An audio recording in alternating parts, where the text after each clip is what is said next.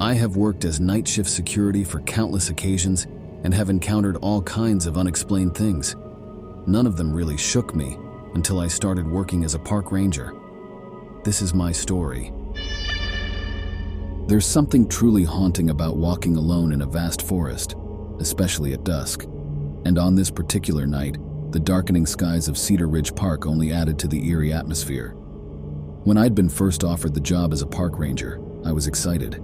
I've always been drawn to the beauty of nature, the call of the wild, and Cedar Ridge Park, with its reputation for breathtaking views and a certain tranquil ambience, seemed like the perfect fit. But as soon as I'd moved into the small town nearby, the stories began to surface. Locals, huddled together in cozy cafes or gathered at the local pub, would share tales of strange occurrences within the park's borders. Some spoke of mysterious shadows that flitted between trees, while others mentioned inexplicable noises echoing from the heart of the woods, sounds that didn't belong to any known animal. However, on that first night, I walked with a sense of purpose, focused on my task. The campgrounds needed to be checked and cleared of any lingering visitors. As the deep purple of twilight began to settle, I felt an unsettling change in the atmosphere. The once familiar sounds of the forest, the chirping of crickets, the rustling of leaves, now felt alien and oppressive. Each footstep I took on the path seemed to resonate unnaturally, as if amplified by the silence around. I couldn't shake the feeling that for every step I took, another unseen footstep mirrored mine just out of sight. It was as if the forest itself was mocking me, echoing my every move. The wind, which had been a gentle caress during the day, now felt icy and sharp, threading its way through the trees with an almost malicious intent. As it whispered past my ears, I couldn't help but feel like it carried with it murmured warnings, urging me to leave. I had always prided myself on being rational, never one to be swayed by local legends or ghost stories. But that night, as the weight of unseen gazes bore down on me from the darkness, every rational thought began to fade, replaced by a primal fear that told me I was not truly alone in Cedar Ridge Park. In the aftermath of the ominous feelings from earlier, I found myself cautiously venturing further into the park. I had, after all, a duty to complete. With every campsite I checked, I tried to push away the unease that continued to gnaw at me. Each clearing seemed just like the last, deserted and bathed in the silvery glow of the moonlight filtering through the treetops. But as the night deepened, something unexpected caught my eye. A trail, overgrown and obscured by nature, barely visible to the untrained observer. What was peculiar was its absence on the official Cedar Ridge Park map I held in my hand. The logical part of my brain argued against veering off the known paths, especially given the strangeness of the night. But curiosity, that age-old motivator, propelled me forward. Stepping onto this new trail felt like entering a different realm altogether. The world around me seemed to grow still, every sound stifled except for the rhythm of my own heartbeat and the incessant chirping of crickets that somehow sounded louder, more intense. The trees loomed taller here, their shadows stretching out like dark fingers over the path.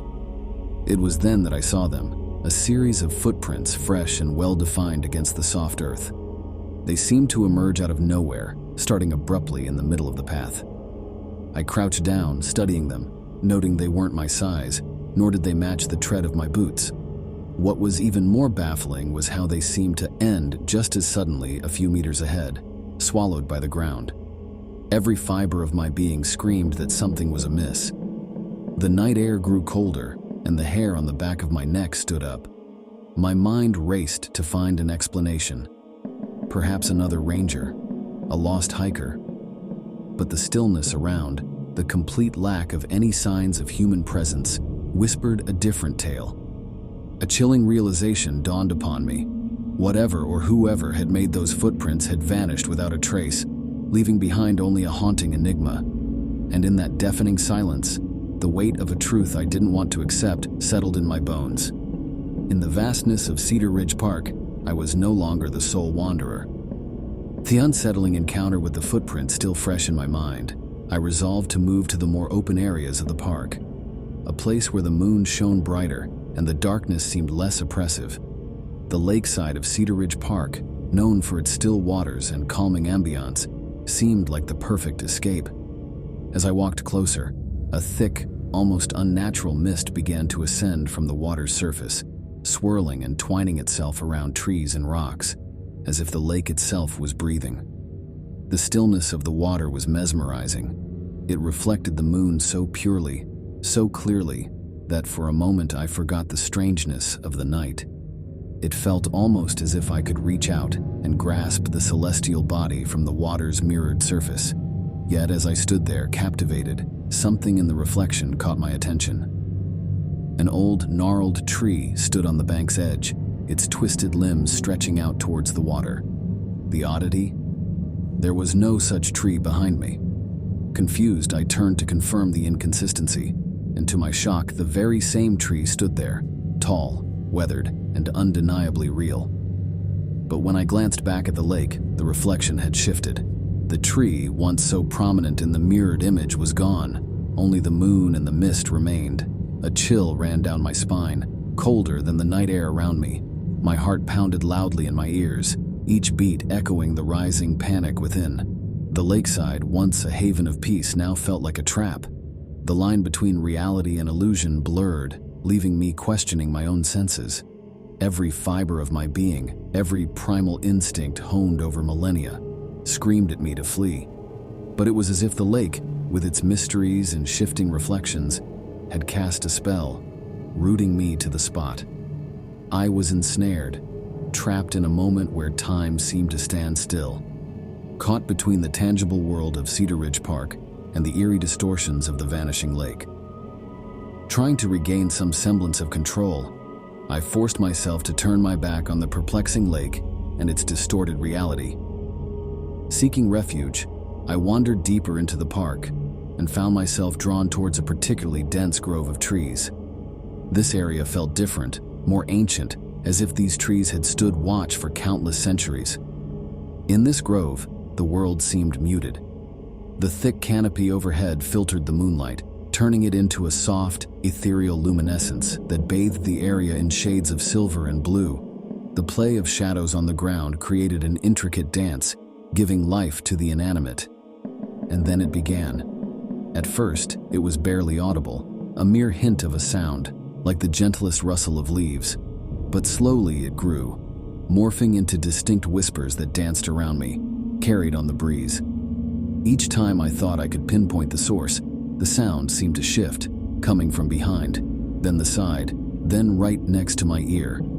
The eeriness was heightened by the fact that I couldn't make out any words.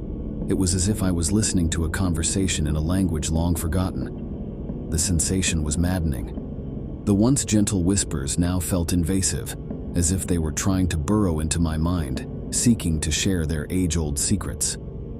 With every passing second, the voices grew louder, more desperate, converging into a symphony of hushed yet urgent tones that threatened to drown out all other thoughts. Panic surged.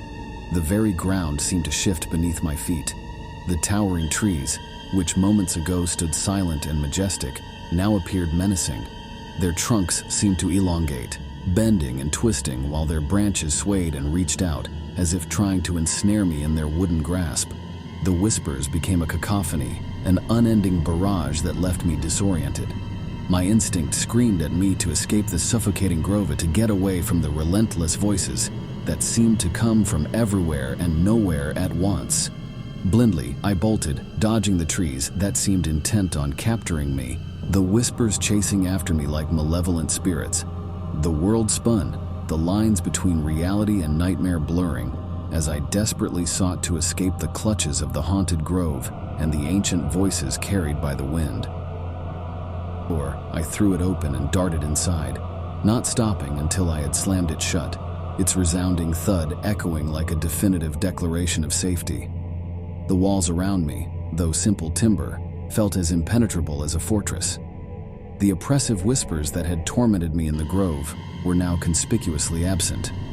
All that remained was the profound silence of the night, a quiet so complete it was almost loud.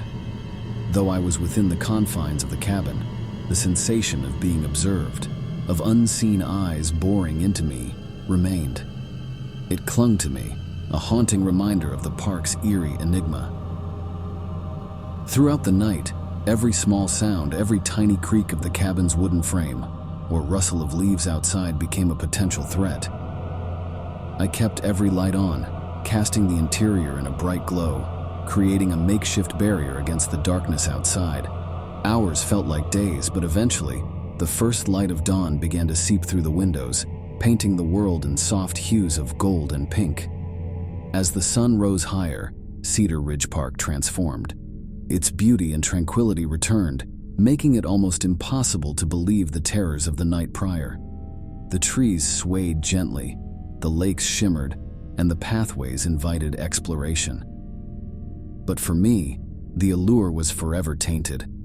Though I continued my duties as a park ranger, I never again ventured into the park after dark. The memories of that night were etched deeply, a silent scar on my soul. And while I never uttered a word of my experience to anyone, every time I patrolled Cedar Ridge Park during daylight, I felt the gaze of the trees, as if they were sentient beings, watching, waiting, and always whispering ancient secrets meant only for the wind.